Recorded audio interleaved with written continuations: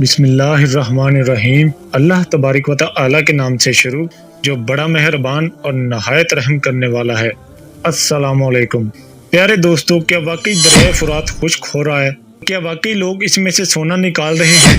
اور اگر اس میں سے سونا نکال بھی رہے ہیں تو اس کی مقدار کتنی ہے؟ یہ مقدار ایک پہاڑ کے برابر ہے یا اس سے بھی زیادہ ہے؟ اور دریائے فرات کے خشک ہو جانے کا حضرت امام مہدی علیہ السلام سے کیا تعلق ہے؟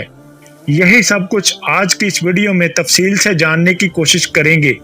ہماری آپ سے گزارش ہے کہ اس ویڈیو کو غور سے اینڈ تک ضرور دیکھیے گا، آدھا ادھورا مت چھوڑیے گا۔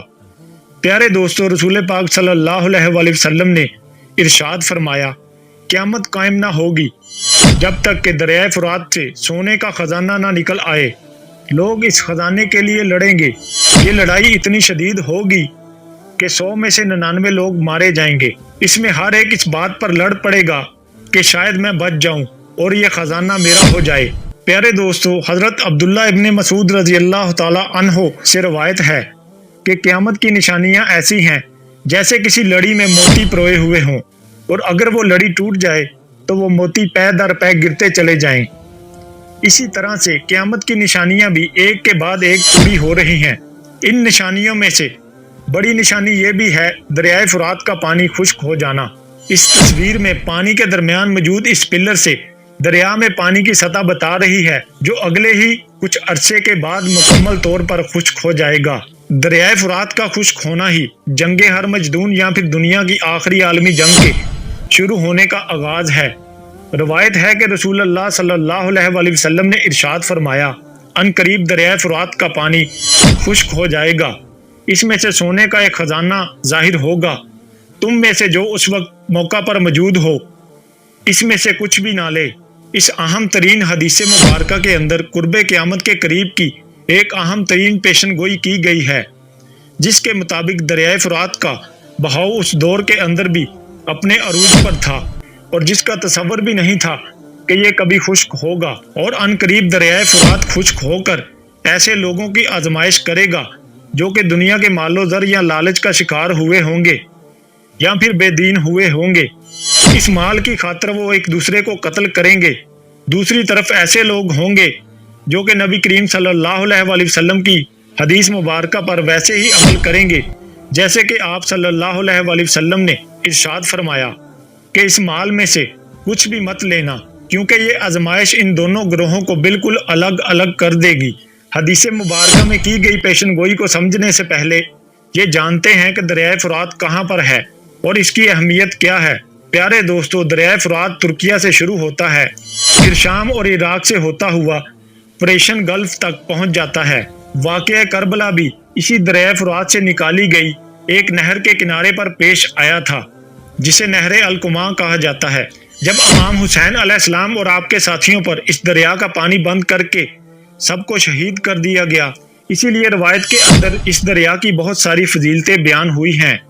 اس دریا کی لمبائی 2900 کلومیٹر ہے اور ترکیہ کے مشرقی حصے سے شروع ہو کر عراق اور شام سے گزرتا ہوا بعض روایات کے مطابق دریائے فرات ایک مقدس دریا ہے جس کے اندر جنت کا پانی بھی شامل ہے، جو 7ویں آسمان پر موجود ایک بہت بڑے درخت سدرۃ المنتہا کی جڑوں سے آ رہا ہے۔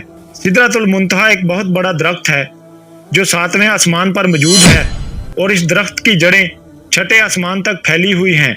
دریائے فرات کا پانی 6ٹھے آسمان سے زمین پر پہنچ رہا ہے۔ پیارے دوستو، سائنس کے مطابق یہ بات ابھی تک ثابت نہیں ہوئی، یہ پانی کس طرح سے آسمان کے کسی راستے سے زمین پر آ سکتا ہے جسے ہم دیکھ بھی نہیں سکتے۔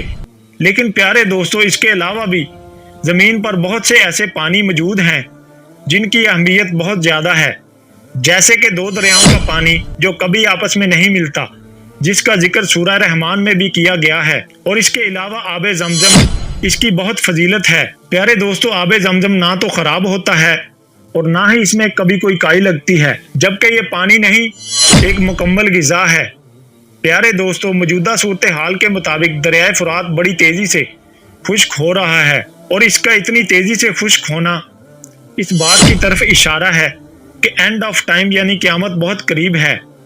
اور اس دریا کے خشک ہونے پر ماہرین کو کچھ عجیب و غریب چیزیں بھی ملی ہیں، जिनमें से सबसे अनोखी दरिया फुरात की तह में मिट्टी है जो बहुत अनोखी प्रॉपर्टीज रखती है, जबकि मुकामी लोगों को दरिया फुरात के खुश्क हो जाने से सोने के टुकड़े भी मिले हैं, जो कि इस हदीस की सदाकत में सोने का एक बहुत बड़ा ज़खीरा मौजूद है। हदीस मुबारक में नबी करीम सल्लल्लाहु अलैहि वसल्लम ने इरशाद फरमाया कि मेरी नस्ल से एक शख्स आएगा, उसका नाम मेरे नाम पर होगा, मोहम्मद या अहमद होगा, इसके वालिद का नाम मेरे वालिद के नाम पर होगा, जो दुनिया को अदलो इंसाफ से भर देगा, जैसा कि वो पहले जुल्म जबर से भरी हुई होगी। वो लोगों को लब भर भर कर माल देगा। उलमा इकराम के मुताबिक हजरत इमाम महदी अलैहिस्सलाम के ज़हूर से पहले ही दरिया फुरात से सोने का पहाड़ नमूदार होगा और इसको पाने के लिए तमाम मुल्कों में जंगें होंगी और हर तरफ जुल्म जबर होगा, यानी हर 100 में से 99 लोग मारे जाएंगे। और फिर जुल्म जबर को ख़त्म करने के लिए हजरत इमाम महदी अलैहिस्सलाम तशरीफ़ लाएंगे और हदीस के मुताबिक लोगों को लब भर भर कर माल देंगे। अल्लाह तबारिक व ताला से दुआ है कि हमें क़यामत में होने वाले तमाम फितनों से महफूज रखे। अल्लाह तबारिक व ताला हम सब का हामी और नासिर हो। आमीन सुम आमीन। प्यारे दोस्तों, अगर आपको हमारी वीडियो अच्छी लगी हो तो लाइक, शेयर एंड सब्सक्राइब ज़रूर कीजिएगा। मिलते हैं किसी और नेक्स्ट अच्छी सी वीडियो में। अल्लाह हाफिज़।